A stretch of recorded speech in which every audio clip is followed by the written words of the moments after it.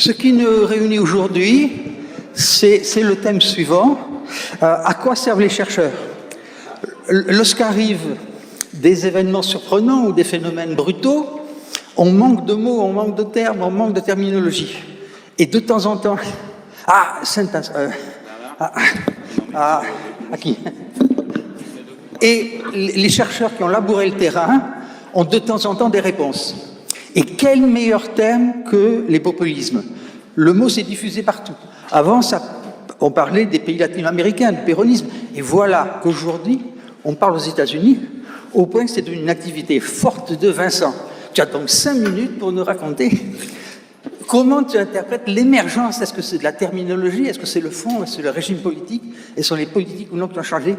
Continuité et changement du populisme aux États-Unis. Ce que j'aimerais faire cet après-midi, c'est tout simplement rebondir sur un atelier qui a eu lieu avant-hier, hier, sur la question du populisme, où on a eu un spectacle assez intéressant. C'est-à-dire, d'un côté, deux universitaires brillants qui ont déconstruit le terme de populisme jusqu'à dire qu'il était inopérant, mou et totalement inutile.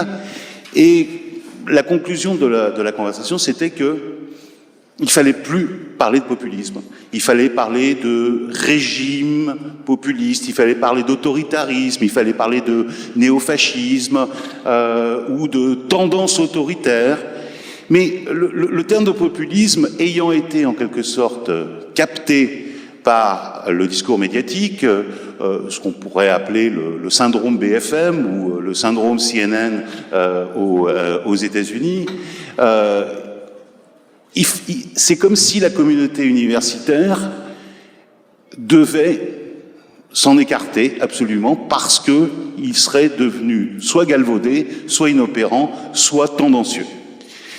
Et ma réaction, elle est très ambiguë en tant qu'universitaire, c'est-à-dire, oui, c'est un concept extrêmement polysémique, c'est un concept qui est mou, qui a besoin d'être historicisé, qui a besoin d'être territorialisé. Mais en même temps, et je le dis peut-être de manière un petit peu brutale, mais il importe que le propos soit rapide, je pense qu'il s'agirait pour nous, universitaires, d'une démission, d'un abandon, que de dire on ne parle plus de populisme. Parce que on a aussi, en dehors du travail qui doit nous occuper au quotidien de formulation des idées et un travail aussi de diffusion de la connaissance, de vulgarisation, et le terme a une importance est noble pour moi. Et si on ne parle pas la même langue que celle qu'on utilise sur TF1, sur BFM, mais aussi sur France Culture, alors à qui doit-on s'adresser? On va rester effectivement dans notre tour d'ivoire. Et donc, je crois qu'il vaut mieux justement être dans une entreprise de redéfinition, de territorialisation, et de dire par exemple, et je le dis dans le cadre de l'Institut des Amériques, que le populisme latino-américain est très différent du populisme états-unien. Il a été rappelé hier, mais c'est quand même quelque chose qui est important, qu'il y a eu des mouvements populistes aux États-Unis et dont l'héritage n'est pas exclusivement mauvais, et qu'il faut parler de cette captation progressive vers la condamnation qu'on a fait du terme de populiste.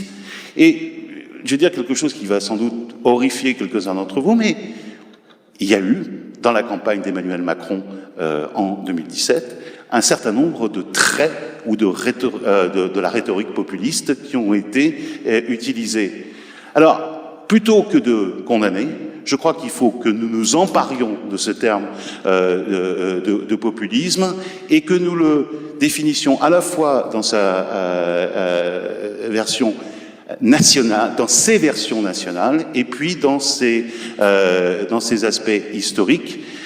Et pour pouvoir redire qu'il est dangereux, mais qu'il est aussi, et c'est une réflexion que je faisais hier, à la fois un discours et une pratique, et que si on amalgame le discours populiste et la pratique de l'État qui est celle des populistes, on arrive forcément à une impasse. Donc il faut séparer, mais en même temps embrasser ce concept.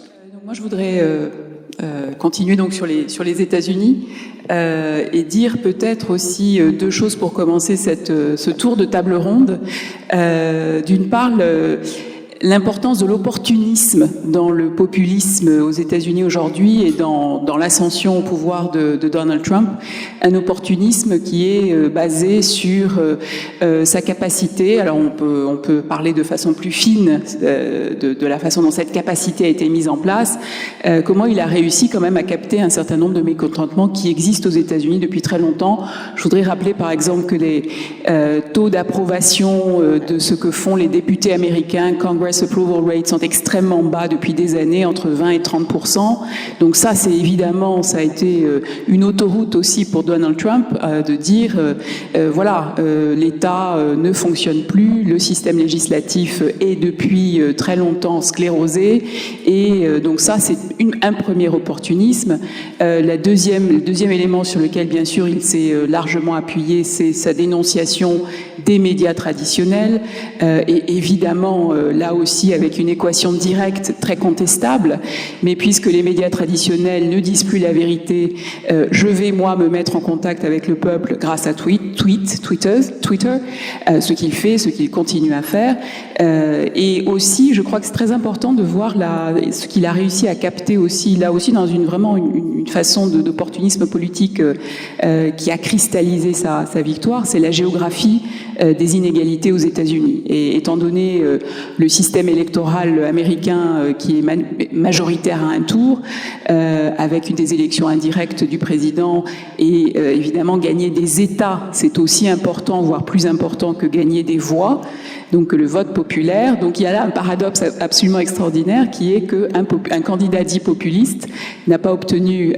une majorité du vote populaire, mais a réussi à obtenir le vote populaire dans un certain nombre d'États pivots, d'États clés, qui sont ceux dans lesquels un certain nombre de grandes difficultés industrielles, économiques se cachent. Donc on a beaucoup parlé de la Pennsylvanie, de l'Ohio, la Floride aussi, puisque la Floride est un État extrêmement partagé, mais aussi le Texas où on a des poches de pauvreté qui sont extrêmement importantes, et évidemment encore le Sud profond. Donc ça, c'est vraiment une réalité géographique de terrain qui a permis à Donald Trump, d'une certaine manière, de profiter du système politique américain et du système électoral qu'il dénonce. Donc là, il y a vraiment quelque chose d'extrêmement paradoxal. Et le deuxième point sur lequel je voudrais revenir pour ce début, cette tournée introductive, c'est les rapports entre le populisme et la démocratie.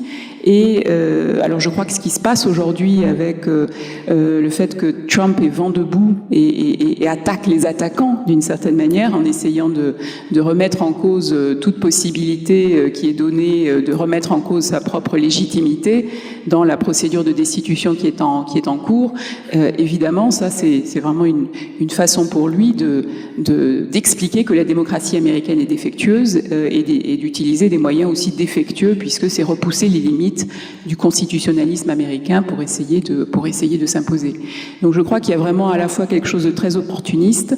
Il est lui-même pas républicain, bien qu'il soit maintenant porté par le Parti républicain, une série de paradoxes et sa capacité à avoir en effet capté des mécontentements qui, je crois, il ne faut pas l'oublier non plus, sont très très forts et ont été extrêmement portés par la très grande crise de 2008, donc la fameuse grande récession, qui est toujours une crise, bien sûr, qui est toujours porteuse de peut-être le recours à un homme fort ou une personnalité un peu autoritaire, brutale, comme peut l'être Donald Trump. Donc je vais essayer de rebondir sur des commentaires sur les États-Unis de Trump pour ensuite faire une sorte de transition vers le Brésil de Bolsonaro et voir si on peut faire une sorte de comparaison. Donc d'abord, j'ai essayé de me pencher sur la question de l'utilité du terme de populisme pour caractériser ces deux phénomènes. Je pense qu'on n'a pas besoin de forcément entrer dans le débat académique sur toutes les différentes définitions du terme, mais on a déjà vu ça un peu en introduction. Mais si on voit ce concept comme une opposition, une mobilisation de cette opposition morale entre le peuple et l'élite, si je regarde Trump, je pense que dans sa rhétorique, on peut absolument utiliser le terme de populiste. Je ne pense pas qu'on ait besoin de rejeter ce terme d'emblée. Après, il faut peut-être le qualifier. Quand je parle de rhétorique populiste, je ne sais pas si on a besoin de revenir sur toutes ces sorties célèbres. Drain the swamp, I love the poorly uneducated. C'est ce type de rhétorique qui mobilise pour dénoncer les élites de tous bords, que ce soit des politiques corrompus, les experts, l'establishment, les médias. Mais moi, je me suis penchée aussi sur cette distinction entre la rhétorique et les actes. Donc, au concret, je ne vois pas comment Trump il mène forcément une politique populiste si on se base sur le peuple qui prétendait défendre en tant que candidat. Ouais, c'était le Forgotten Man du Rust Belt américain. D'accord ? Donc moi, je vois plutôt le contraire sur beaucoup d'aspects.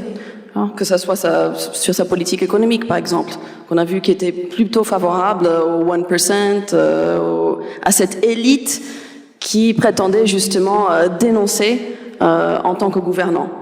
Donc, alors que Trump, candidat, promettait de drain the swamp, de rendre le pouvoir à cet homme oublié qui disait, surtout en éliminant la corruption à Washington par le lobbying, on voit que même au sein de son propre gouvernement, il n'y a pas trop une attaque contre la corruption et le lobbying quand on voit ce qui s'est passé dans son gouvernement avec certains ministres qui ont été contraints de démissionner à cause d'histoires de corruption, si on veut utiliser ce terme. Sur aussi ses politiques publiques, on peut pointer sur ses politiques de santé. En tant que candidat, il disait en fait garantir une santé pour tous, tout en annulant l'Obamacare du président Obama. Une fois candidat, il mène un peu et il soutient la politique establishment du Parti républicain. Donc, il y a cette distinction-là, mais comme on a vu en introduction, il ne faut pas non plus rester à cette impasse de la rhétorique, les actes vont jamais suivre la rhétorique. Je pense que le terme de populiste peut être encore opérant sur ce sens-là. Il faut peut-être juste qualifier, parce que si on voit d'autres aspects de sa rhétorique et de son mode de gouvernance sur la question de la migration, sur d'autres questions, là il y a un peu plus de cohérence peut-être entre la rhétorique et les actes. Mais je dis ça en sachant qu'il reste pour moi très difficile de labelliser Trump avec une idéologie en soi. Il passe du libéralisme économique au protectionnisme. Il a été démocrate il n'y a pas longtemps.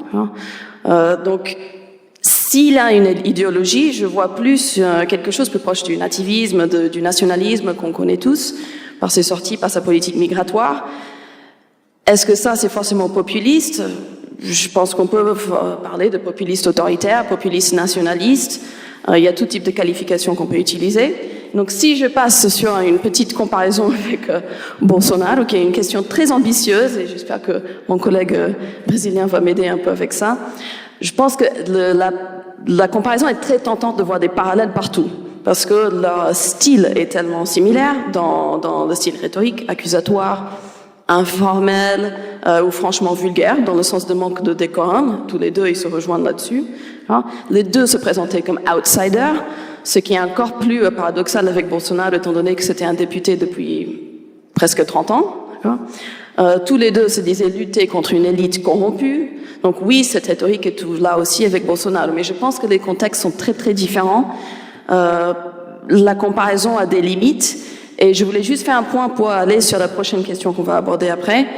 Je pense que c'est important de se rappeler aussi des implications des résultats électoraux qu'on a vus. Donc, on a déjà vu avec Trump que les résultats, il faut les qualifier aussi un petit peu dans le sens où c'est certains États qui importent le plus.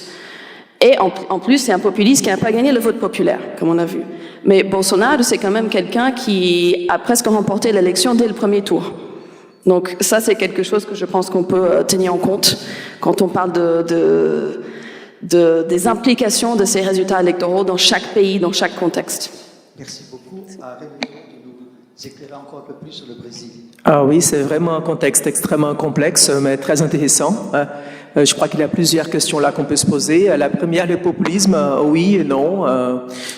Oui, je crois que c'est complètement lisible dans quelques actions. Par exemple, il y a des mesures très simples qui est d'identifier quelques insécurités de la population et d'investir sur ça, comme l'insécurité publique ou les problèmes d'éducation des bases. Alors, on identifie ces silences et on promet des choses à propos de ça qui sont beaucoup plus ambitieuses qu'est vraiment une capacité opérationnelle de faire à court terme. Alors là-bas, oui, je crois qu'on voit des éléments assez clairs. De toute façon, dans les gouvernements antérieurs, même avec les différences politiques, on a eu aussi des promesses beaucoup plus ambitieuses que les relations et que les actions concrètes pourraient le faire. Alors, il y a des caractéristiques du populisme, mais en même temps avec une contradiction que je trouve qui pour nous les analystes est extrêmement intéressant.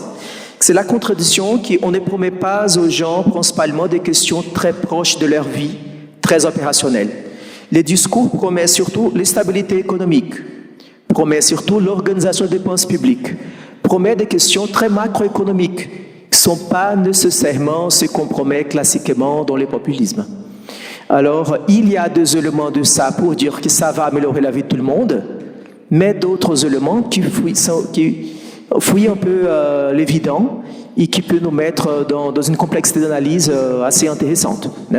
Pour des questions du populisme, il y a quelques mesures pratiques que je trouve sont très claires. Par exemple, des choses simples, mais qui font parler aux gens, et la fin de l'horaire de thé. La plupart des gens détestent se réveiller plus tôt, tout ça. Non, il n'y a plus d'horaire de thé. Alors les gens sont très heureux. Ah, c'est super, on n'a plus d'horaire de thé. D'autres choses, on va changer le format des prises parce que les gens n'aiment pas. Ok. Je trouve que c'est très compliqué, il n'y a pas d'équivalent à l'extérieur. Ok, ça se fait. Et c'est pas fait encore, mais c'est promis. Et la carte de conduite. Ah, il y a des règles qui sont très dures. Elle est très chère, elle coûte très cher. Les amendes de trafic sont extrêmement chères aussi. Alors, on va traiter pour que ça soit un peu plus tranquille.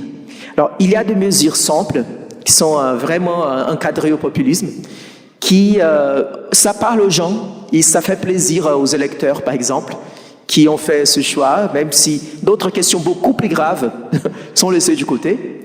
Mais c'est incroyable que ça vraiment parle aux gens et quand on parle avec les gens, il y a ces arguments qui reviennent toujours.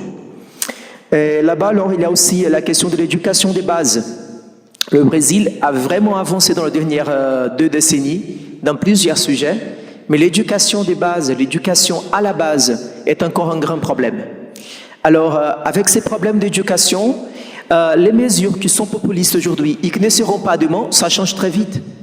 Ça change selon les modes qui sont créés aux médias, ça change selon la circulation des idées et des désirs qui sont produits à propos du territoire. Alors c'est un populisme très complexe parce que on identifie les silences qui existent dans les pratiques des gens, on fait une étude pour voir quelles questions de ce silence qu'on doit attaquer pour gagner soit des votes ou soit pour être très assuré au Congrès ou dans d'autres institutions.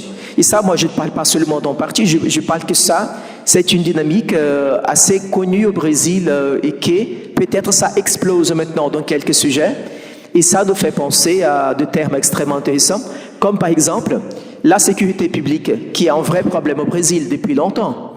Le fait d'être tout le temps en sécurité urbaine, ça a créé une blessure aux gens qu'ils ont gardée et après ça a été utilisé dans une ampleur qu'on n'imaginerait pas. Alors les gens ont été capables de faire des choix basés sur cette douleur-là, beaucoup plus agressifs qu'on imaginait.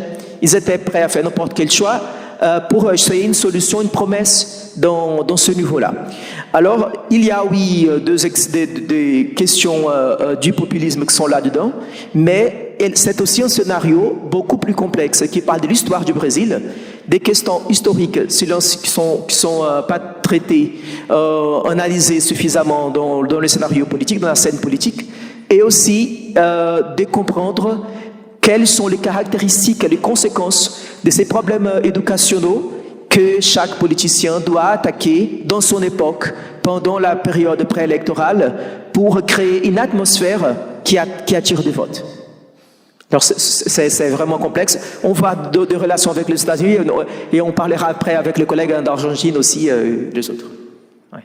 Vamos a América Latina con el profesor Alcántara. ¿Cuál es su visión? Usted es un especialista de populisme en América Latina. ¿Cuál es su diagnóstico? Merci beaucoup, Robert. Je vous propose des grandes idées. D'abord, il faut différencier entre le populisme comme idéologie ou, si vous voulez, programme d'action.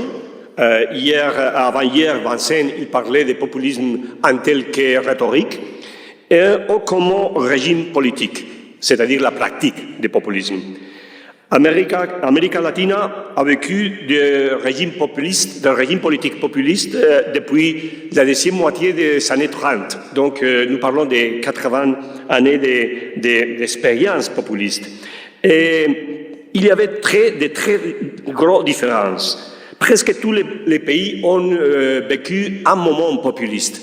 Par exemple, la Costa Rica, qui est un des exemples de démocratie consolidée, eu son projet populiste au début des années 50 avec Figueres, ou même Chili avec Ibáñez del Campo.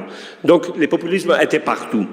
Et cela permet de nous donner une définition, une longue définition que je vous propose avec 10 éléments. Qu'est-ce que sont 10 éléments? Qu'est-ce que savons-nous depuis l'expérience de l'Amérique latine sur le populisme? D'abord, le populisme en Amérique latine est arrivé presque toujours, je dirais toujours, à travers des élections. En second lieu, il y a toujours une très faible institutionnalisation confrontant une énorme personnalisation du pouvoir. En troisième lieu, c'est l'incarnation du projet populiste dans un leader qui, dans la plupart des cas, donne les noms au projet populiste, au régime populiste. Donc, nous parlons de péronisme, varguisme, etc. En quatrième lieu, c'est l'incarnation du leader avec le peuple, sans aucun intermédiaire. Il n'y a pas d'intermédiation. C'est le balcon, ou c'est la radio, ou presse et la télé qui fait les liaisons entre le leader et le peuple. En cinquième lieu, c'est le peuple et la nation, le peuple, d'abord le peuple, et puis la nation qui sont les sujets de la politique. En sixième lieu, c'est la prédominance de la logique smithienne de Carl Smith, ami-ennemi. C'est là donc la dualisation. En septième lieu, c'est l'antagonisme entre l'élite, on a déjà dit quelque chose à propos de ça, et l'élite et le peuple, et d'autre part, la nation et l'impérialisme. Le populisme latino-américain est la plupart des fois, franchement, impérialisme, c'est-à-dire anti-États-Unis. En huitième lieu, c'est l'ambiguïté des catégories gauche et droite. Il y a une mixture de qu'est-ce que c'est la droite, qu'est-ce que c'est la gauche. Les populistes latino-américains essaient de trouver la troisième position toujours. Avant-dernier lieu, c'est la relevance, bien sûr, du rôle de l'État. Et comme Manuel Antonio il a dit beaucoup de fois, c'est les États-centriques situation. Et finalement, c'est toujours le réformisme, pas la révolution. Et à propos du réformisme, c'est plutôt la distribution que la redistribution. Merci beaucoup. Merci beaucoup. Je voulais demander à Benoît Hervieux, qui suit l'Amérique latine depuis longtemps, comme journaliste, de nous livrer son point de vue, qui est vraiment en importance aussi beaucoup de variations par rapport à ce qu'il dit. Oui. Alors évidemment, je fais partie de cette, de cette confrérie qui a tendance à malheureusement employer le mot populiste un peu à tort et à travers. Et quand on est sorti d'une formule choc, évidemment, et qu'elle est un peu épuisée, on a tendance à en créer une autre. Et donc j'ai voulu m'essayer d'ailleurs à essayer de trouver un autre mot que populiste qui pourrait peut-être à la fois résumer l'esprit et la pratique de ce genre de, on va dire, de régime. Régime plébéien, régime d'humeur, peut-être selon l'humeur aussi, c'est assez vrai par exemple chez des figures comme Bolsonaro ou Trump. Peut-être un régime de volonté de puissance, au sens où alors, la volonté n'est pas, la puissance n'est pas forcément là, mais la volonté y est. Et moi, j'aurais peut-être tendance à repérer 4 traits communs, à la fois en Europe et en Amérique latine d'ailleurs, parce qu'il y avait un petit peu l'aspect comparatif. Alors peut-être effectivement la recentralisation de la figure du pouvoir, premièrement. Bon, ça c'est effectivement l'aspect peut-être le plus visible. L'autre aspect, c'est peut-être la mise en concurrence ou en tentative d'équilibre de ce pouvoir personnel ou de cette incarnation personnelle avec des pouvoirs intermédiaires, mais sans forcément éliminer ces derniers.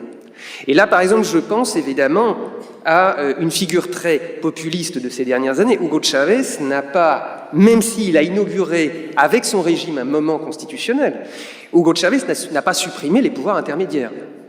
Alors, si on peut parler de la presse comme d'un pouvoir intermédiaire, évidemment, avec les médias, ça a été très compliqué. On aura sans doute l'occasion d'y revenir. Mais bon, le Parlement est devenu monocaméral, idem d'ailleurs en Équateur avec Rafael Correa, pas en Bolivie avec Evo Morales, où là, on a effectivement 3 gouvernements et types un peu de régime, même si évidemment le Venezuela est beaucoup plus parlant, qui s'inaugurent sur un moment constitutionnel. Le troisième trait, je pense, il y a un élément un petit peu de rhétorique du tout de suite, qui me paraît assez fort. Alors évidemment, là aussi, je pense à Hugo Chavez à travers, voilà, tel quartier, tel barrio manque, les canalisations en eau sont défectueuses. Allez, on va réparer ça tout de suite. C'est par exemple lors de ces cadenas ou Allo Presidente. Pour rappel, Allo Presidente, son record, c'était 9h45 d'antenne. Hein. C'est pas tout le monde qui fait ça, donc c'était son émission dominicale, mais où il a quand même eu le temps de chanter 2 albums de ranchera, de faire une recette de cuisine de sa grand-mère, qui l'a élevé, et effectivement de changer les canalisations de tout un quartier, enfin en tout cas de dire qu'on allait le faire tout de suite et de mobiliser la Compagnie des Eaux et de révoquer un ministre qui avait mal travaillé. Et puis peut-être la dernière, évidemment, qu'on a déjà évoquée, que les collègues ici et spécialistes ici présents ont déjà évoqué, c'est évidemment quand même la désignation de l'ennemi. Bon, malgré tout, il faut quand même un ennemi. Il faut quand même la figure. Alors, ça peut être les médias. Et là, effectivement, on a affaire, soit les médias mentent et m'agressent qu'à Trump, soit les médias, de toute façon, c'est pas la peine, et j'utilise les réseaux sociaux qu'à Bolsonaro. Mais, par exemple, qui a dit, quels sont les présidents? Bon, les médias qui ne recherchent plus la vérité, qu'à Macron. Et puis, les médias qui forcément mentent et qui conspirent, et ça, on retrouve ça, effectivement, chez Chavez. Et chez Rafael Correa qui disait « Le principal parti d'opposition dans mon pays, c'est les médias ». Bon, et on parlait même de médias d'opposition. Donc il y avait quand même cet aspect assez intéressant, avec effectivement, malgré tout, même si bien sûr, là j'ai plutôt cité, là sur ces 3 exemples, des régimes alors qui se disent de gauche, il y a quand même quelque chose de très flottant, et notamment dans le cas du chavisme, effectivement l'idéologie flottante qui serait un petit peu ce 5e trait, peut-être repérable à tous les populismes. On va, à la fois, c'est-à-dire on était dans de la redistribution, il y avait une volonté redistributive, plus ou moins bien assurée, et avec, mais malgré tout, la spéculation sur le cours du baril, par exemple au Venezuela, était quand même très très criante. La redistribution peut-être de la manne pétrolière, mais pas forcément des outils de production et de l'investissement sur la production. On reste quand même dans un modèle très rentier. Donc voilà, après tout ça, et il faut que je termine, et tout ça donne quelques éléments qui, à travers ces exemples latino-américains, peut-être donnent quelques traits repérables également sur ce continent. Je vous remercie. Maintenant, abordons la patrie du populisme avec le péronisme qui continue à hanter. Alors, nouveauté, continuité, qu'en pensez-vous Merci. Alors, effectivement, comme ça a été dit à répétition, le populisme, c'est une notion très compliquée à aborder, dans mon cas, du point de vue des sciences politiques, avec de multiples définitions contradictoires et souvent des usages plus polémiques que scientifiques, visant à dénigrer la personne qui est désignée ou le parti qui est désigné comme populiste. Alors de mon côté, je trouve ça assez intéressant de considérer le populisme comme un style discursif en grande partie, plus que comme une idéologie à part entière. Ce style, on pourrait essayer de le définir comme la construction d'un discours qui établit une frontière politique binaire entre un peuple et une élite dont la nature va varier selon la personne qui parle et selon le moment. Et cette opposition, ce qui est important, c'est qu'elle relève moins de la délibération que du conflit. Et ce conflit, il est doté d'une dimension passionnelle, et ici on va introduire la notion de charisme, qui est très souvent associée à celle de populisme. Alors, deux apartés autour de cette définition large, opératoire, simple.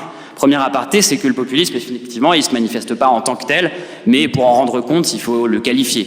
Ça peut être un populisme conservateur, réactionnaire, progressiste, de gauche, de droite, etc., etc. Deuxième aparté, c'est que, à mon sens, le populisme, c'est un phénomène intrinsèque à la démocratie, au sens où la démocratie relève en partie du pouvoir du peuple, de la majorité, qui s'affirme parfois à travers le conflit. Bon, alors j'en viens à l'Argentine, qui est un cas un peu particulier d'un pays qui est doté d'une longue tradition populiste assez structurée, et où le populisme, ce qui est très rare, est parfois revendiqué en tant qu'identité politique. Je suis populiste, c'est pas absurde, c'est pas si rare que ça de le trouver dans le cas du péronisme en Argentine. Alors je vais pas faire l'histoire du péronisme qui surgit dans les années 40. Ce qui est intéressant d'observer, c'est que c'est un mouvement dont l'idéologie, le discours a énormément fluctué. C'est un mouvement très plastique qui a connu un tournant néolibéral dans les années 90, avant de se retourner un petit peu plus sur sa gauche dans les années 2000 sous les gouvernements de Nestor et Cristina Kirchner.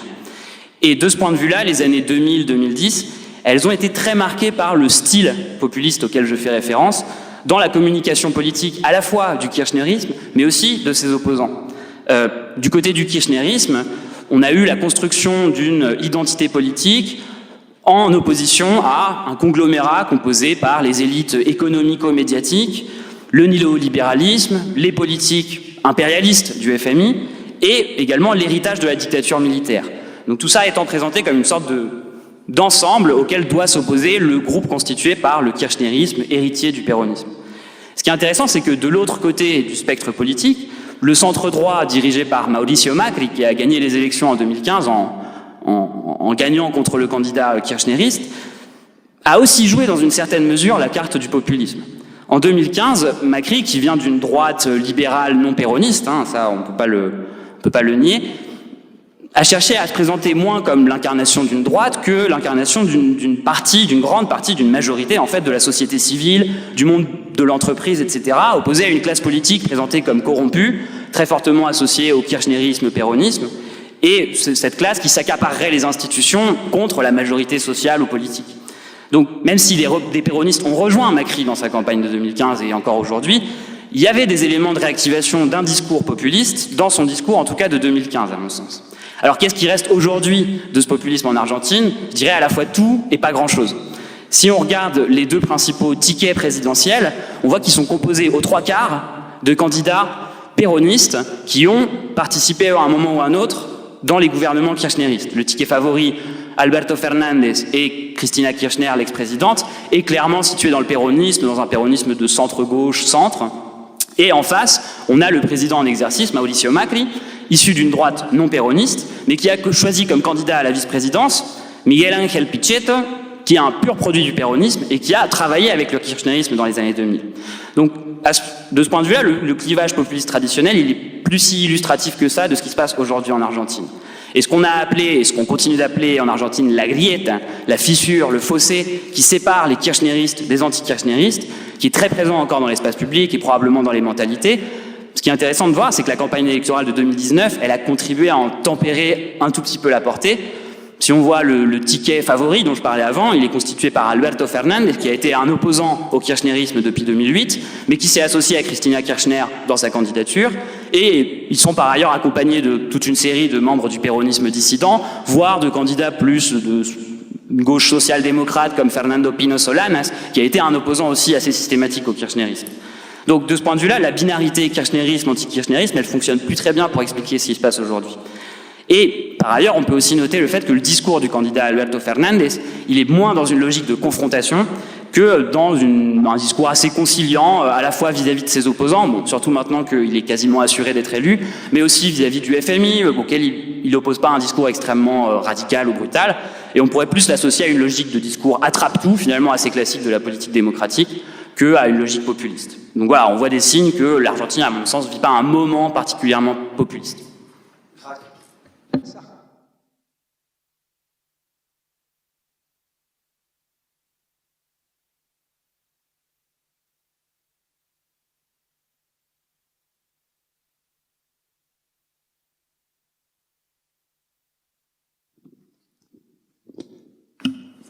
Estaba atento. Quería, bueno, perdón, voy a hablar en español, trataré de hacerlo despacio.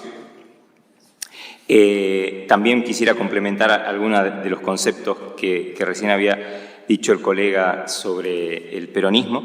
Yo creo que la palabra populismo su uso está bastante dañado, casi como la palabra globalización, como decíamos ayer, porque está asociada a diferentes interpretaciones y esto me parece que no es útil para el trabajo académico, para el trabajo científico. En el caso de Argentina, el peronismo, por ejemplo, yo creo que generalmente la prensa lo llama populista, una calificación más acertada tal vez sería hablar de un partido o movimiento popular, de una morfología flexible. Yo creo que tiene una gran flexibilidad en ese sentido. Creo que es un movimiento también de una larga tradición, porque ya tiene 70 años, es decir, que ha logrado pasar distintos tipos de presidentes. Ya no estamos hablando de un populismo que esté asociado al líder carismático, que después que desaparece el líder, desaparece el movimiento, sino que de alguna forma ese movimiento ha logrado sobrevivir a través del tiempo en distintas facetas, con distintas presidencias, perdiendo y ganando elecciones, siempre en forma democrática. No hay de esos problemas en términos de la forma de las elecciones en el caso de Argentina. Es un partido tampoco que ya no tiene líderes iluminados, porque, como decía el colega, Cristina Kirchner tenía también dentro del peronismo una fuerte oposición, y es una característica que le da una grandísima vitalidad. Desde la época de Menem, el peronismo contiene en sí mismo, cuando está en el poder, el oficialismo, pero también siempre surgen dinámicamente factores de oposición dentro de ese movimiento que pueden en momentos aliarse, como en este momento describía, donde lo que era el antikirchnerismo peronista en este momento, como en cualquier partido político europeo, hace una coalición y van todos juntos contra la coalición de centro-derecha. Es un partido que además se ha insertado muy bien en la sociedad civil, está en los sindicatos, está en los movimientos sociales de desocupados, es muy importante en la universidad, tiene además una gran dinámica, creo yo, y eso le ha hecho muy bien en términos de competencia electoral con la izquierda en la universidad y tiene un gran dinamismo, y también con la centroizquierda. Es también importante en los movimientos intelectuales, muchos, 20, 30% de los intelectuales que empiezan su vida en la izquierda terminan luego amarrándose al peronismo, porque es un gran atractor que por esta característica de movimiento justamente no tiene los límites tan diferenciados. Entonces muchas veces esta idea de que muchos se pueden demandar tener un patrón peronista, aún teniendo políticas que pueden estar desde la centro derecha hacia la centroizquierda. En política exterior, bueno, ya lo dijimos, tiene una característica también importante en esta madurez del populismo, como es el peronismo, que no tiene relación con los militares. El caso de Argentina en ese sentido es ejemplar. Uno no podría ver casos como los de Brasil con militares en el poder, casos como los de Chile con los militares todavía en el Senado influyendo, casos como los de Perú con el militar atrás apoyando a Vizcarra, casos como los de Ecuador. En Argentina es impensable que un general militar tenga una opinión política, y eso no es un logro del peronismo, es un logro de todo el arco político, peronismo, derecha, Macri, radicales, Alfonsín, es decir, ha sido dada la costosa experiencia, ¿no? Ahora, ¿cuáles son los...? Bueno, y la política económica yo creo que es el gran tema de los populismos, o por lo menos este tipo de populismo ya consolidado con 70 años, tanta flexibilidad y vocación de poder.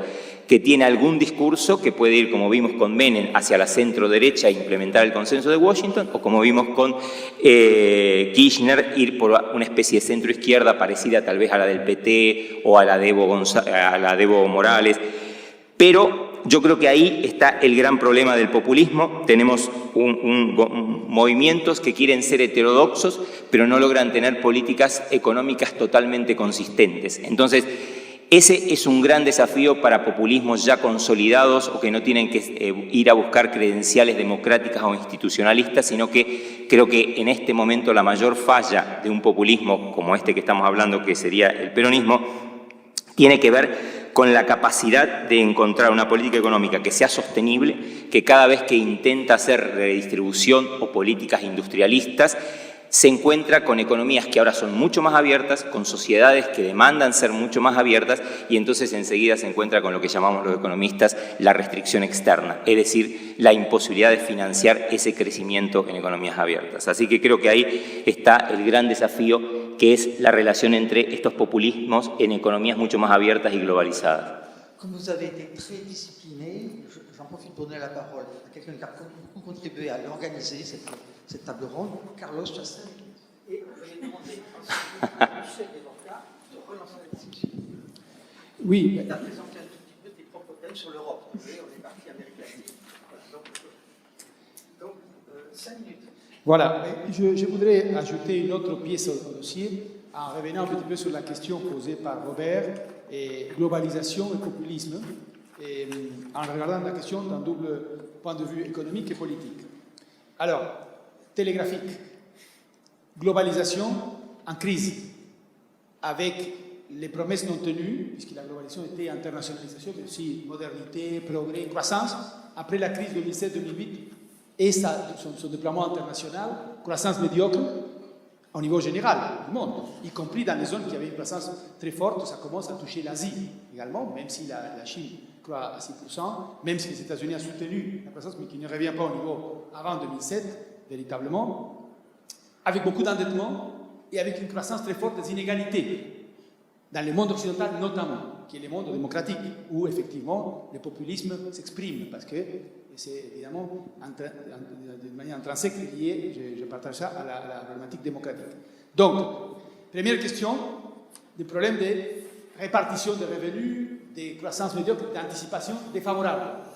Le populisme en économie, Dormus et d'autres qui avaient travaillé sur ça, nous savons, voilà, Edward et de Pablo en Argentine, c'était la politique économique, l'approche économique laxiste irresponsable de distribution, sans avenir, sans perspective de développement d'un projet soutenable, comme tu dis, et qui bute sur la contrainte extérieure, etc., comme vient de le dire Jorge. Donc, dans un contexte d'inégalité croissante, de recul, etc., bien sûr, les demandes et la perspective, disons, d'une offre politique populiste, si on accepte le terme, est favorable, parce qu'il y a des demandes. Voyons le cas partout. On demande, disons, plus de pouvoir d'achat, corriger les inégalités, pas forcément Trump. Les États-Unis, l'endettement, on a parlé hier dans notre table ronde, des étudiants, des familles, etc. Donc, premier problème, il y a un contexte favorable pour le populisme économique, pour ainsi dire. Mais deuxième élément, les responsables de cette crise de la globalisation, qui sont-ils? Les élites, pour une partie croissante de la population qui ne rentre pas dans la globalisation. Et ça, on le voit en France, on parle de la France centrale, la France périphérique, celle qui n'est pas véritablement intégrée. Donc, question importante, quelle est la réponse populiste à ça? Justement, attaquons les élites, attaquons les quartiers généraux. Soit, d'un point de vue politique, c'est les élites washingtoniennes, etc., Trump, mais on peut parler d'une certaine tendance populiste de gauche. Je vais corriger tout de suite, parce que je ne crois pas du tout à certains populistes. Mais Bernie Sanders, les élites financières, d'autres élites, mais il y a une critique généralisée des élites. Donc, dans ce contexte-là, je crois que l'idée, le terme, l'utilisation médiatique, dont on parlait aussi, des journalistes, etc., s'exprime parce qu'il faut trouver quelque chose, et puis il y a des usines de pensée qui vont dans le sens de généraliser, etc. Mais nous, est-ce que nous devons adopter cette perspective-là? Je pense qu'avec beaucoup de précautions, certes, il faut trouver un langage pour dialoguer avec le secteur, mais c'est fourre-tout. Je suis plutôt de l'avis d'Alain Rouquier, c'est-à-dire que c'est une catégorie qui exprime un rejet péjoratif, qui dit souvent beaucoup plus des choses sur celui qui analyse le sujet que sur l'objet analysé lui-même, c'est-à-dire quand on utilise l'anathème néolibéral ou populiste, c'est parce qu'on n'y croit pas du tout, c'est mauvais. Donc je pense qu'il faut trouver la manière d'analyser cas par cas, disons, peut-être avec des adjectifs, mais peut-être avec l'idée aussi de démocratie hégémonique, qui posait très bien Rouquier, c'est-à-dire l'idée qu'il y a dans cette binôme autoritarisme, tendance autoritaire, aussi la représentation, les élections à la base, et que ça se présente de manière différente selon les pays.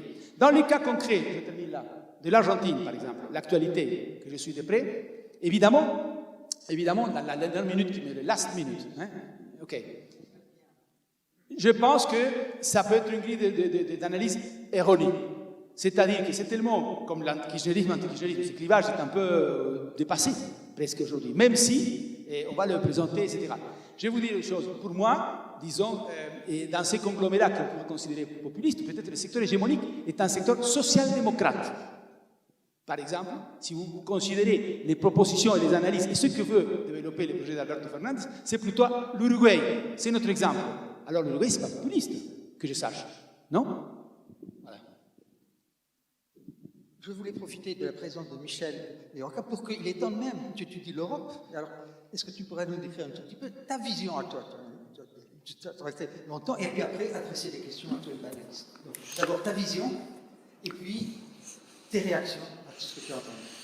Alors, on peut dire un mot de l'Europe et peut-être d'abord de la France. Parce que la France, c'est un pays assez stupéfiant. On a évoqué Macron, populiste. Je laisse la responsabilité de ses analyses, mais donc on a un populisme du centre, hein, ni à gauche ni à droite. On a à l'évidence un populisme du côté de la droite et de l'extrême droite. On a à l'évidence un populisme du côté de la gauche. C'est pas mal pour commencer à se dire que est-ce qu'on a vraiment un bon concept de populisme? Bon. Maintenant, si je regarde l'Europe, j'aurais fait 2-3 remarques. C'est assez différent de ce que l'on voit ailleurs, mais pas complètement. D'abord, il y a des populismes qui sont aux affaires, au pouvoir. On a distingué tout à l'heure des régimes ou des mouvements, d'une certaine façon. Donc, on a de tout en Europe. On a des populismes au pouvoir, on a des populismes qui s'en rapprochent, premièrement. Deuxièmement, c'est des choses qui n'ont pas été assez soulignées peut-être. C'est 2 points sur lesquels je voudrais dire un mot. C'est le rapport du populisme à la modernité culturelle et le rapport du populisme à la violence. Parce que je trouve que ça mérite examen. En Europe, les populismes en eux-mêmes ne sont pas violents. Ça ne veut pas dire qu'ils ne créent pas des conditions favorables à la violence. C'est autre chose. Mais il faut être respectable, il faut arriver au pouvoir de manière démocratique, il faut être élu. Donc, premièrement, un rapport compliqué à la violence. Et deuxièmement, les populismes en Europe sont très différents dans leur rapport à la modernité culturelle selon les parties de l'Europe que l'on considère. Si je simplifie un tout petit peu, je dirais que plus on est vers l'Est et vers le Sud, plus ils sont archaïques culturellement. Plus on regarde vers le Nord et vers l'Ouest, plus ils sont modernes, par exemple par rapport à un thème comme l'homosexualité. Si vous parlez d'homosexualité en Europe centrale, là, les populismes se déchaînent. Mais si vous allez aux Pays-Bas, Geert Wilders, ça passe. Bon. Donc, si vous voulez, je crois qu'il y a des différences. Et ça, alors, on pourrait en parler beaucoup plus. Alors, je reprends maintenant des thèmes qui ont été abordés dans cette série d'interventions. On regrette à chaque fois qu'il n'y ait que 5 minutes, hein, parce que on aimerait en savoir beaucoup plus. Mais premièrement, ce qui m'a frappé, c'est l'idée que plus on distingue les choses dans l'espace et dans le temps, plus c'est intéressant. Je crois que c'est quelque chose de très important qu'il faut absolument avoir comme idée. Deuxièmement, on a quand même beaucoup parlé politique. C'est un phénomène politique, le populisme. Mais on l'a relié parfois au social, pas toujours, ou à l'économie. Mais jusqu'à quel point on va expliquer les phénomènes populistes en les décrivant comme des phénomènes proprement politiques, donc expliquer le politique par le politique, ça c'est une question que je pose, ou est-ce qu'il faut l'expliquer par l'économie, le social? Je serais prudent. En Europe, vous avez des pays où il y a des mouvements populistes, où il n'y a pas eu la crise économique, ou très peu, la Suisse, la Norvège, et vous avez des pays où la crise économique a été terrible, et où le populisme a tardé à apparaître. Portugal, Espagne, pour prendre des... Je simplifie, hein, mais bon. Donc ça m'intéresserait qu'on revienne sur cette discussion, jusqu'à quel point c'est un phénomène purement politique, jusqu'à quel point ça s'ancre dans des logiques qui sont aussi sociales et économiques. Autre chose aussi qui m'a beaucoup intéressé, on n'arrive pas à dissocier le populisme de la démocratie. Ça reste un phénomène démocratique qui approfondit la crise de la démocratie tout en qui s'en nourrit et ça pose la grande question pour moi, c'est celle sur laquelle je voudrais insister. Je crois que ce qui est le plus intéressant dans le populisme, c'est l'après-populisme. C'est-à-dire, le populisme, on sent très bien que alors ça a été dit, c'est un style, c'est un discours, c'est un moment. Ça fait 50 ans qu'on pose ce genre de questions. Moi, je me souviens avoir lu les actes d'un colloque qui avait été organisé par Gellner et Ionescu à la fin des années 60. On se demande déjà, est-ce qu'il y a un concept de populisme possible? Bon, donc on réfléchit à ça. On me dit que j'ai 1 minute, donc je vais poser ma dernière question. Moi, je trouve que ce qui est intéressant dans le populisme, avec toutes les différences qu'on peut noter, toutes les contradictions, les ambivalences, etc., ce qu'il y a de commun, c'est que c'est un discours mythique au sens quasi anthropologique du mot mythe, c'est-à-dire c'est un discours qui résout de manière imaginaire ce qui est totalement contradictoire dans la réalité. Et donc, quand la réalité vous oblige à ne plus être dans l'imaginaire parce qu'il faut agir, est-ce qu'on a encore affaire à du populisme ou est-ce que ce qui peut venir après n'est pas autre chose? Ça peut être mieux. Ça a été évoqué à propos des États-Unis et des People's Party. C'était pas nommé, mais c'était ça que j'ai entendu évoquer. Après tout, ils ont basculé, mais pas tous, vers la démocratie. Ça peut être ça. Ça peut être un nationalisme débridé qui n'est plus du populisme, de l'extrémisme, de la dictature. Enfin, autre chose que le populisme, parce que le mythe ne tient plus, parce que la situation a changé. Donc c'est ce genre de questions qui m'intéresserait. Est-ce qu'il n'est pas important, quand on parle du populisme, de se demander ce qu'il arrive à contenir et ce qui se passe quand il n'arrive plus à contenir un certain nombre de choses? Voilà, excusez-moi d'avoir été un peu long. J'avais une autre question, si on avait 4 heures, c'était d'écrire les processus société par société à travers lesquels ceci est arrivé. Ce qui permettrait de hiérarchiser crise économique, libéralisation, effondrement des partis, etc. Qui voudrait réagir? Je vous en prie. Peut-être 2 choses, effectivement. D'ailleurs, je reprends une formule qui était justement dans ce livre, Le retour des populismes, co-dirigé par Bertrand Badi et Dominique Vidal, avec cette assez bonne formule de Marc Ferraud qui disait « Le populisme est quand même cet objet bizarre qu'on retrouve partout sur les cartes et dans les pays, mais presque nulle part dans les ouvrages de sciences politiques. » Donc c'est effectivement, et qu'effectivement, il est tout à fait connexe. Est-ce que c'est la maladie infantile de la démocratie? On peut se le demander. Il y a juste une remarque par rapport à ce que Michel disait à l'instant, c'est qu'il y a aussi un terrain qu'on a peut-être moins évoqué, qui est le terrain du droit et le terrain juridique, qui est quand même où on voit d'ailleurs aussi la fragilité, d'une certaine façon, de certaines expressions, certains régimes populistes.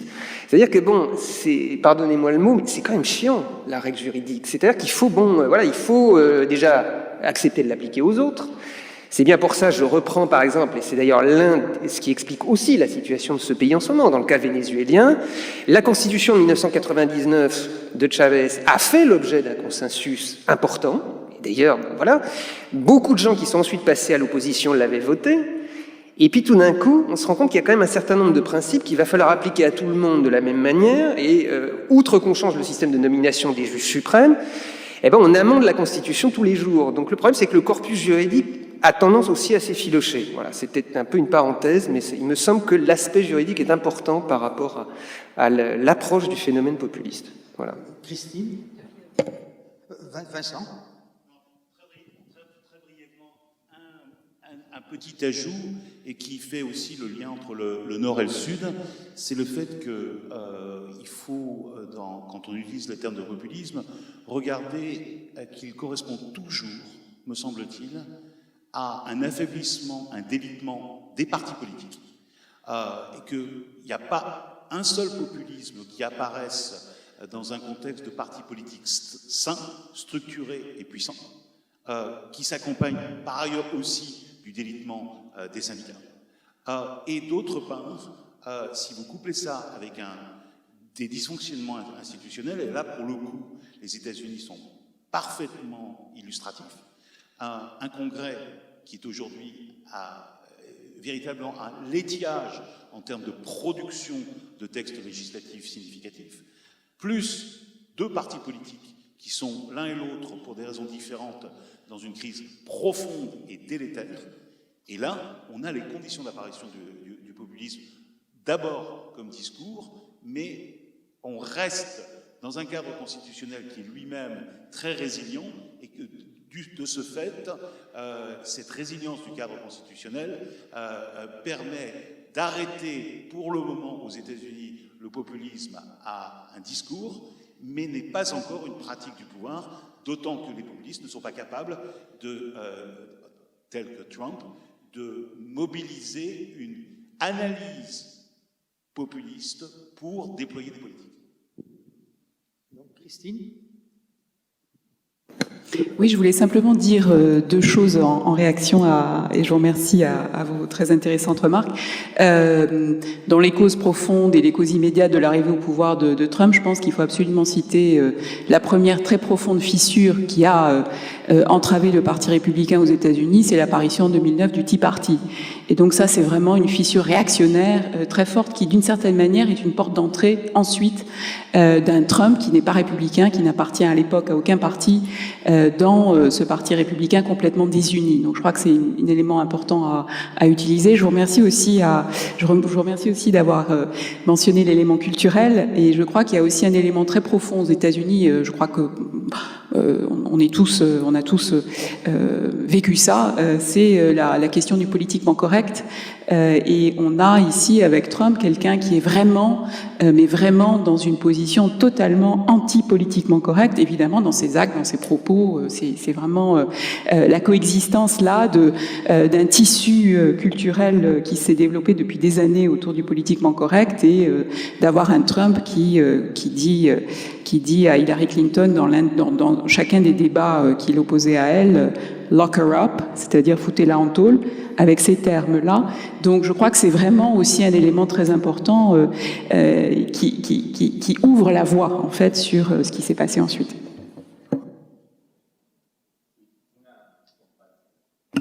En términos de la comparación entre el populismo, aceptando este englobamiento de Latinoamérica clásico y los populismos europeos o en Norteamérica, o incluso Trump, que yo lo colocaría en estos populismos más modernos, es también, en cierta forma, la relación que hay entre el líder populista y cómo le habla al sujeto político. Es decir, hay un sujeto político que es la persona. No hay tanta referencia a la clase social como había en la mayoría de los populismos más clásicos, desde el peronismo, el varguismo. Esta relación además se parece mucho a la que, por ejemplo, en Latinoamérica tenemos con los telepastores protestantes o evangélicos, esta idea de la relación se habla con la persona y el problema que él le estás proponiendo solucionar como líder político carismático es corregir los problemas que causan los otros. En general, ese populismo es muy individualista y está relacionado con que los problemas los causan los otros, los inmigrantes, los diferentes. También los burócratas, los políticos, en algunos casos la élite financiera, depende qué orientación tenga. Ahora bien, también es cierto para el futuro de nuestra investigación académica entender, volviendo al tema económico, las limitaciones de hacer populismo en Latinoamérica versus cuán original puede ser hacer populismo en Europa. Yo me preguntaba, con Madame Lagarde en el Banco Central Europeo siendo aún más expansiva, digamos, que Draghi, ¿qué pasaría en la Unión Europea en la Unión Monetaria Europea, si hubiera 2, 3 gobiernos que fueran populistas? ¿Sería el Banco Central el encargado de limitar y decir que está haciendo políticas inconsistentes? ¿Podría tener el Banco Central Europeo esa potestad de decirle no, este tipo de política no es consistente, entonces no voy a comprar los bonos en el mercado secundario? Porque una de las cosas que hemos visto en la actualidad, y que es la gran diferencia con Latinoamérica, es que regímenes con niveles de deuda, por ejemplo Grecia, 2 veces más grande que Argentina, se puede financiar a una tasa del 2% a 10 años, cosa que es imposible en Argentina. Es decir, lo que estamos pudiendo ver en los populismos en países avanzados y también en Estados Unidos, es la posibilidad de financiar ese populismo en forma más extensa y más profunda de la que se puede financiar el populismo en países como América Latina. Y es un lindo desafío para ver quién pone los límites.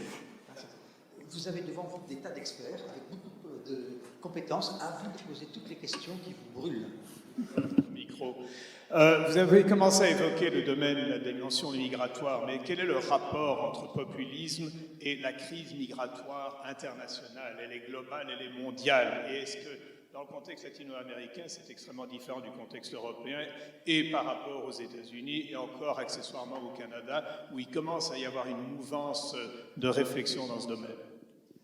On va couper les questions. Qui veut poser des questions? Merci. Bon voilà, déjà, merci d'être venu. Merci pour vos présentations. Alors, je voudrais juste rebondir sur 2-3 remarques pour poser une question un peu provocante ensuite. Vous avez dit qu'il y a peu de livres en sciences politiques qui parlent du populisme, par exemple. Mais je ne sais pas si une traduction française, mais il y a Estudios sobre los orígenes del peronismo de Mauricio Portantiero, que je vais utiliser ensuite pour rebondir sur une de vos remarques. Vous dites que les populismes apparaissent dans un état d'effritement des syndicats, alors que Mauricio Portantiero montre très bien que le péronisme en Argentine est porté par une grande partie du mouvement ouvrier organisé, le syndicalisme organisé, qui crée le Parti laboriste en 1945 et qui fait en sorte que Perón soit le dirigeant du Parti laboriste ensuite. C'est-à-dire que le péronisme est porté au pouvoir par une accumulation je reformule. Le péronisme est porté au pouvoir par un mouvement ouvrier organisé qui lui préexiste. C'est-à-dire que ce sont disons-le, les leaders syndicaux qui se regroupent autour de la CGT numéro 1 et d'autres syndicats qui décident de s'associer avec un secteur de l'État qui leur est particulièrement favorable suite à une décennie de défaites ouvrières.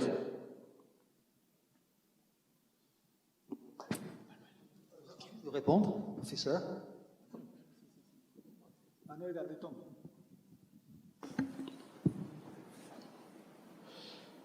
Bon, merci Carlos pour me donner la parole. Bon. Non, là, je voudrais dire seulement 2 choses, parce qu'il y a pas mal de choses avec lesquelles je suis totalement d'accord, mais je rejette absolument l'idée que les populistes, c'est un régime. Et parler des régimes populistes. C'est exactement le contraire des régimes. Ça veut dire qu'il y a un style qui peut se mélanger dans plusieurs différents régimes, mais on ne peut pas dire qu'il y a le régime démocratique, le régime autoritaire, le régime fasciste, le régime monarchiste, et il y a le régime populiste. Je dirais, c'est très important du point de vue, et je sais que là, il y a une différence entre les sociologues et les politologues. Moi, je dirais, jamais je parlerai des populistes ou des régimes. Un des problèmes, une des conséquences qu'il y a ça, c'est qu'aujourd'hui, il y a pas mal de gens, surtout centre-droite, qui disent le grand problème de l'Amérique latine, par exemple, aujourd'hui, c'est le grand challenge, c'est populisme ou démocratie. C'est sûr. C'est pas ça, absolument pas ça le problème aujourd'hui. Le problème, c'est un type de qualité de démocratie, etc. La deuxième chose, c'est, je rejette aussi totalement, et il me semble qu'il y a pas mal de gens aussi qui le rejettent ici, la conception des gens qui ne savent absolument rien de sociologie, de politique, etc., les économistes. Don Bush et Edwards disent des bêtises. Ils ne savent absolument pas de quoi ils parlent. Ils confondent totalement le concept populiste avec le concept démagogique. Et démagogie, c'est une chose, le populisme, c'est une autre chose. Le populisme peut être démagogique, mais, disons, dépenser l'argent sans avoir, c'est pas populisme. Peut-être c'est une politique économique très stupide, mais c'est pas du populisme. Alors, je pense on doit rescater le concept pour faire des analyses, on a fait pas mal ici, mais on doit éviter l'utilisation, disons, démagogique et strictement idéologique où on veut dire le populisme, c'est le bon, c'est l'ennemi. Aujourd'hui, le problème de la démocratie, c'est pas c'est le problème de la qualité de la démocratie, c'est pas le populisme. Et comme quelqu'un a dit, il ne peut pas avoir de démocratie sans un composant populiste. Qui visez-vous dans le panel? Parce que à qui a dit la question? C'est quelqu'un qui a dit ça. À qui? Mais attendez, parce que moi je n'ai pas entendu de Régine, je n'ai pas parlé. Voilà, moi je n'ai pas entendu ce que vous avez entendu. Donc pardon? De Régine? Tout le monde parlait de Régine. Moi. Yo. Il faut éviter. Ils disent que. Attendez, donc ça nous ramène trop en arrière. Voilà. Attendez, ramenez pas des Américains par des sujets qu'ils ignorent. Voilà, attendez, on est dans l'actualité. Est-ce que vous voulez répondre sur l'immigration? Deux questions. Non. Pas sur l'immigration. No. Tenía dos cosas y ahora una tercera. Empiezo por la tercera. Desde el momento en que el populismo ejerce el poder, es un régimen político, por definición. Bueno, Antonio, luego discutimos. ¿Todo gobierno es un régimen, entonces? Claro, por supuesto. No, todo gobierno es un régimen. Claro.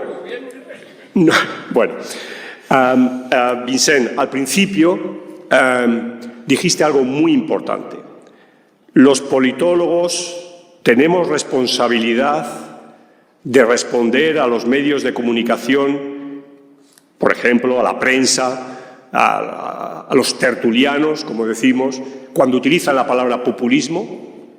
Claro, la respuesta tuya es: tenemos esa obligación.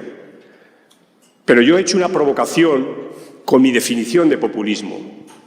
He dado 10 elementos que pueden definir populismo, es decir, nada que ver con la parsimonia, nada que ver. Cuando necesitamos 10 elementos, al menos, para definir populismo, tenemos que replantearnos seriamente nosotros como académicos de qué estamos hablando. Y Michel se ha referido a trabajos desde los años 60 y podíamos citar a Yanni, por ejemplo, o podíamos citar a este argentino-italiano Gino Germani. Muchas gracias. Muchísimo. O sea, llevamos 60 años con este tema. Entonces yo creo que a lo mejor los académicos, los politólogos debemos decir un momento a esta gente, decir: oiga, deje de decir esto. Porque claro, si escuchamos dentro de Estados Unidos que Ernie es populista y que lo es Trump, es la ceremonia de la confusión.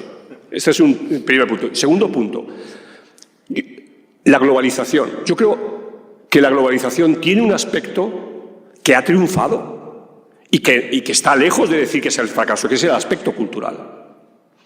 El aspecto cultural, el ámbito de la comunicación y de la información. Eso en 20 años ha cambiado absolutamente todo para siempre. Y hay un fenómeno global. Y este fenómeno global alimenta enormemente expresiones de tipo emocional, de las que se nutre esta lógica populista, que no sabemos muy bien cuál es. Muchas gracias.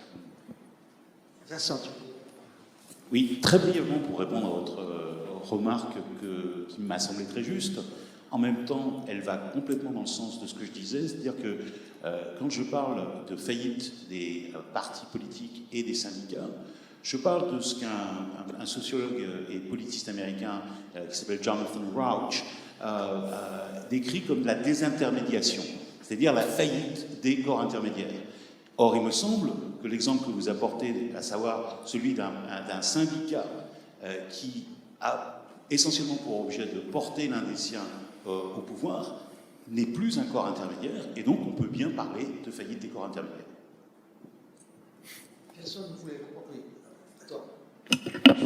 Enfin, il y a tellement de choses qui se disent, mais ce qui m'intéresse beaucoup, c'est l'idée que quand on dit ce en quoi je suis d'accord, la décomposition, la déstructuration des corps intermédiaires, et c'est là où ça surgit, ce qui veut dire aussi que ça peut peut-être se terminer lorsque les corps intermédiaires reprennent le dessus. C'est pour ça qu'il faut réfléchir à la sortie. Mais qu'aussitôt quelqu'un dise à juste titre aussi, attention, les syndicats, la CGT en Argentine, tout ça, ça renforce pour moi l'idée que nous parlons de quelque chose que nous n'arrivons pas à vraiment bien définir. C'est un mot qui a pour nous la force de l'évidence, populiste, c'est un mot de la vie ordinaire, des médias, de la vie politique, mais dès qu'on essaie de trouver un concept vraiment sérieux, ça nous glisse un peu entre les doigts. Alors je vais juste dire moi aussi que je résistais un peu à ce que disait Manuel Antonio. Je crois que personne n'avait envie de décrire des régimes populistes, mais c'est quand même pas la même chose d'avoir un mouvement populiste, une force politique populiste, et d'avoir un acteur populiste au pouvoir. Alors on l'appelle régime pas, bon, c'était ça.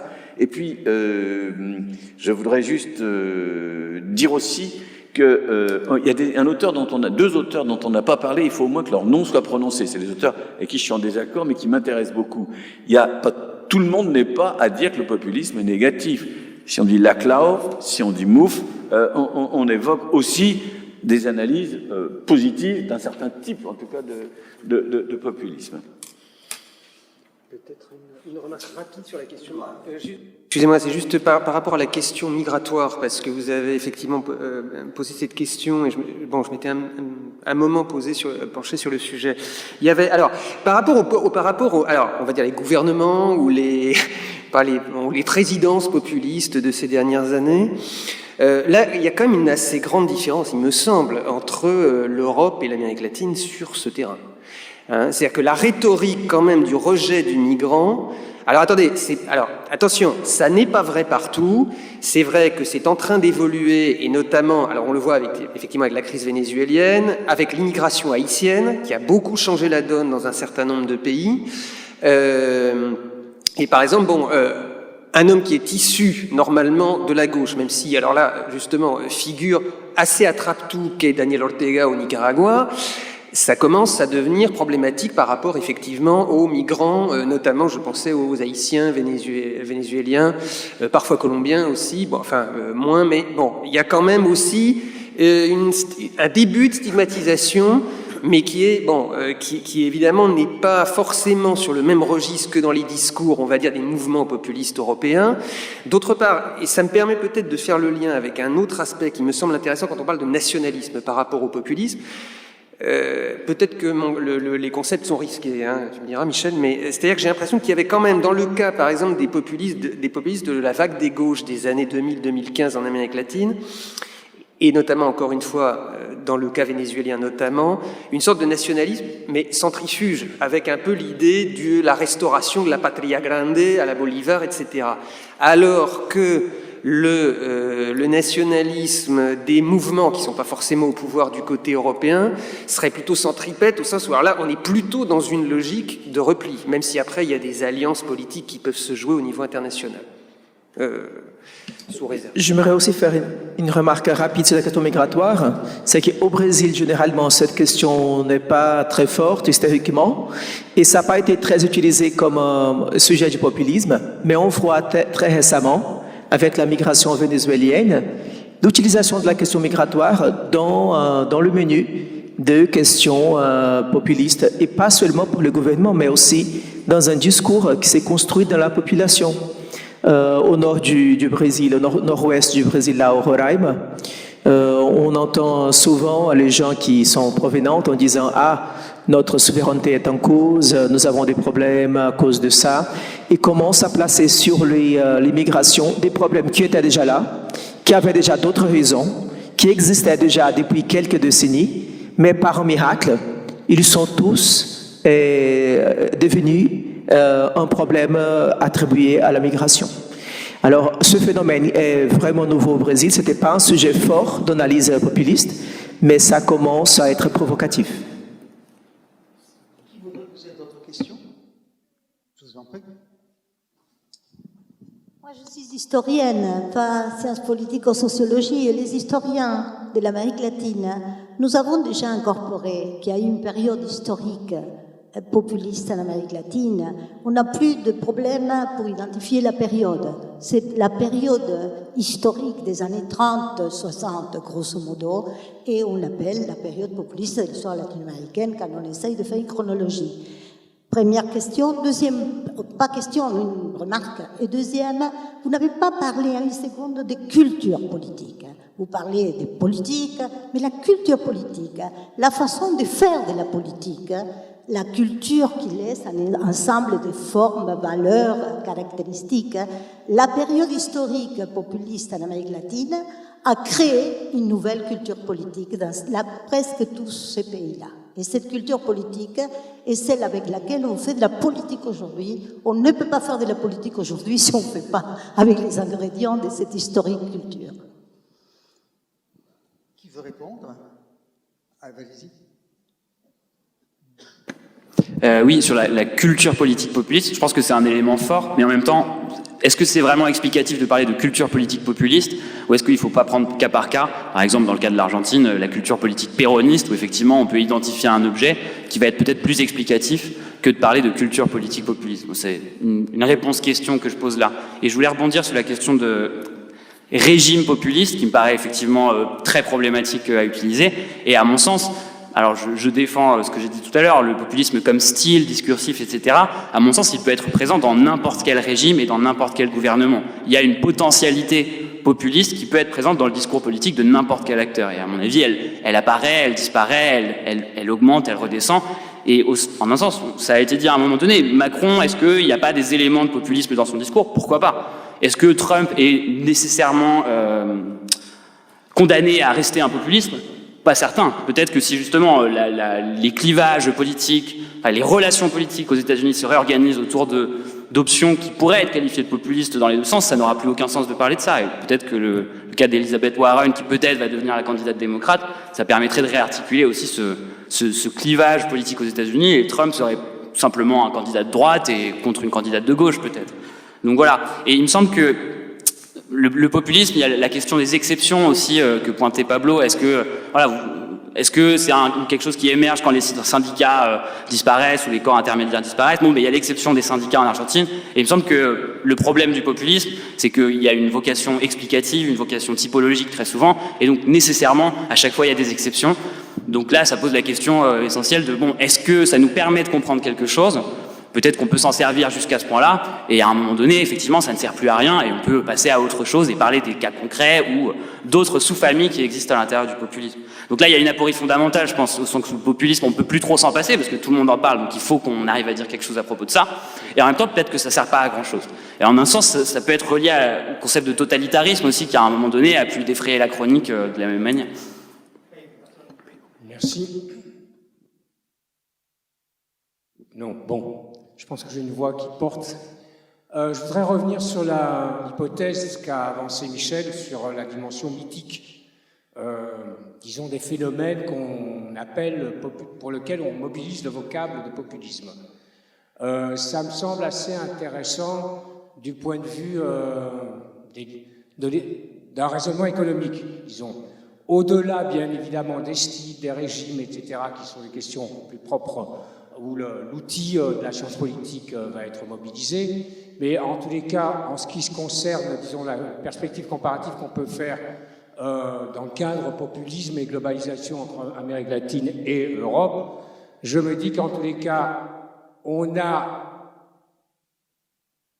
assisté, disons, à la fin d'un certain type de régime économique qui permettait, en tous les cas, de défendre ce qu'on pouvait appeler une utopie d'intégration de la population active dans le salariat avec les droits sociaux qui allaient de pair. Et qu'à un moment donné, cet imaginaire, en tous les cas, auquel correspondait une transformation objective de l'économie, cet imaginaire a sauté dans le cadre de la globalisation. Et en tous les cas, cet imaginaire, il a pu être réactualisé avec des fragilités d'un point de vue de la solidité d'un modèle économique, dans le cas de l'Argentine, dans le cas du Brésil, peut-être dans le cas, enfin je dis dans le cas de la Grèce, parce que c'est un peu difficile de dire qu'il a été réactualisé, ça n'a pas duré plus qu'un an, mais en tous les cas que face à l'impossibilité de mettre en adéquation un imaginaire avec un projet tangible, eh bien, il reste le mythe. Si on est peut-être économiste, mais enfin, on peut quand même dire un peu d'anthropologie. et que je ne vois pas que si on n'a pas un projet politique et un projet de développement économique qui paraissent tangibles, mais il ne reste plus que le mythe. Et on peut trouver des mythes à gauche comme des mythes à droite. Peut-être que Michel peut développer cette idée. Alors, juste deux remarques vite. Un, pour moi, il me semble que le point commun, c'est l'émotion. On parle à l'émotion, pas à la raison. Et on refuse la complexité. Mais j'étais en train de me dire, là, juste en écoutant, on parle de populisme, et le populisme renvoie au peuple. Et est-ce qu'on n'est pas aussi dans le débat sur qu'est-ce que le peuple, est-ce que ça signifie? Et on a vu d'ailleurs très récemment des gens qui se réclament d'être le peuple. Et voilà. Donc, est-ce que ça ne soulève pas aussi sur la définition, finalement, du peuple? Jorge, tu voulais réagir un petit peu? Era solamente para remarcar que en mucho de lo que hemos hablado, lo difuso que es el límite entre populismos y al margen de los 10 ítems que uno podría tener, muchas veces como la política económica o algunas de las políticas económicas son las que definen, porque si uno compararía el gobierno de Lula con el gobierno de Cristina Kirchner, algunos son considerados en algunos medios populista el de Kirchner y no populista el de Lula, o cuando comparamos incluso dentro del peronismo el gobierno de Kirchner con el gobierno de Menem, el de Menem en general no era considerado populista porque justamente implementaba políticas económicas del consenso de Washington y era rankeada como el segundo país en todos los estándares después de Hong Kong. Entonces, como muchas veces la prensa, y en eso tiene mucha importancia la prensa europea, también algunos medios como el New York Times, son determinantes para ese límite tan difuso entre qué es populismo y qué no es populismo en el público en general. Christine? Un mot en réponse à la question d'Alexis sur la différence qu'on peut faire, elle est extrêmement frappante aux États-Unis entre le peuple et l'électorat. Il y a une très très faible participation électorale aux États-Unis pour les présidentielles, encore pire pour les élections législatives, donc ils tournent autour de 50%, voire moins. Donc je crois que là vraiment il y a quelque chose de très précis qui se reproduit d'année en année, donc c'est pas du tout lié à des choses récentes. Et aussi je crois que pour ceux d'entre vous qui travaillent sur du terrain, c'est très intéressant aux États-Unis de voir les pratiques dans les différents États, puisqu'on vote un mardi. Des différentes pratiques qui permettent de limiter ou de supprimer le vote. Alors il y a des pratiques de split the book, donc on a le registre électoral qui est en un seul volume énorme. Alors dans certains États, évidemment, pour qu'il y ait une queue absolument immense, on ne dit, excusez-moi, je trouve plus le mot en français, mais you need a court order to split the book, and some states like Georgia, for example, would not decide to split the book, so you have to queue for hours just to vote. Voilà, un exemple, mais il faut nous arrêter, il faut féliciter les participants pour vous avoir éclairé. Merci beaucoup.